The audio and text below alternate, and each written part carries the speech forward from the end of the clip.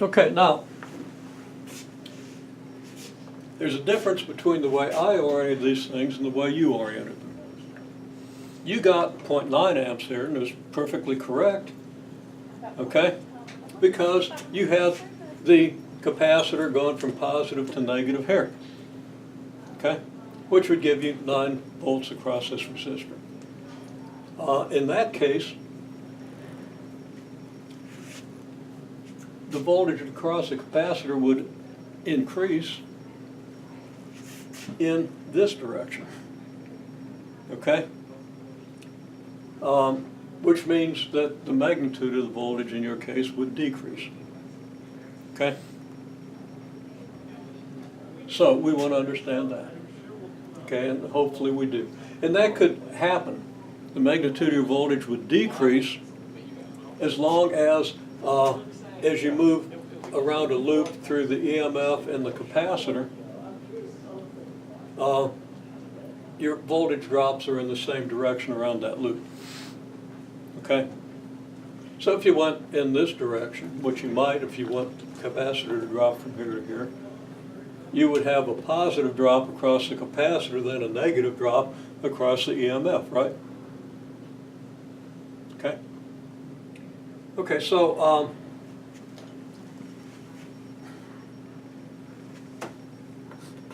I'll just say if we reverse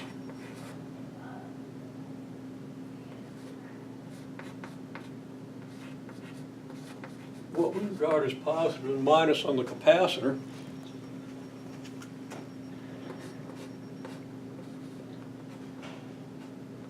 I3 becomes 0.9 volts, and you know, I2 stays the same because unaffected by the capacitor, right? I3 becomes 0.9 volts, and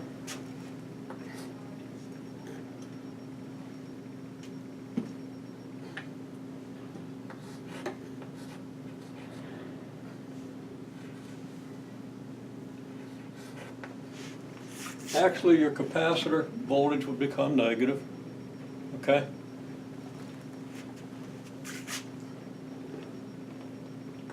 And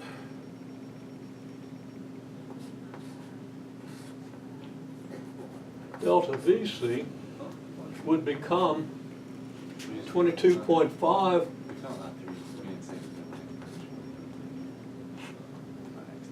volts per second times delta T. Okay, and you can verify that. If you're careful about the signs, I believe that's what happens. That's what I got.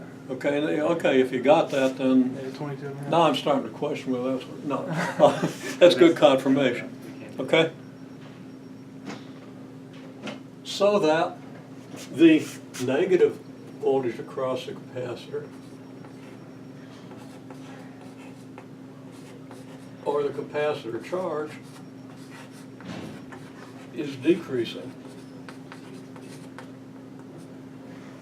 Okay? Okay, now, in both cases, then what does that do to the current I3? Well, in this case, in the case I solved here, the capacitor voltage increases in time. Now, let's assume this is in a very short time, and we're also going to assume that the EMF doesn't change very significantly in that time. Okay? So, in a very short time, capacitor voltage increases. Well, the capacitor voltage here plus the voltage across the resistor then doesn't change much. Capacitor voltage increases. The capacitor's voltage is in this direction, right? Which means that the current through R3 is going to become less because you have more voltage across the capacitor, okay, in the direction of the EMF. In your case, it should, well, the current through R3 should increase. Okay, what I just said decreases the current through R3 because more of the voltage across here means less is across here, right? In your case, more voltage you know, if this is positive and this is negative, more voltage here will give you more voltage across R3. Since the magnitude of the capacitance of the capacitor charge and voltage is increasing in the direction of the circuit, it's decreasing in magnitude here, okay, which increases the current through R3. So it's complicated just with this very simple circuit. Imagine a circuit that has elements, loops this big covering this whole board, okay? What are you going to do with that? Well, we're not going to do that in this class. You take an electronics class, you learn what to do there. And you just basically lump things together into components, because usually when you design it, you have components interacting with components, okay? And there are all kinds of subtleties. But, you know, bottom line is look at loops and look at nodes. And often you have a lot of differential equations that nobody in their right mind would solve, so you put them into a machine. Okay?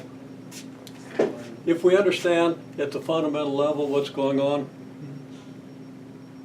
just in terms of, you know, what happens if you change parameters a little bit and what happens in a short time interval, then you start to get a handle on it.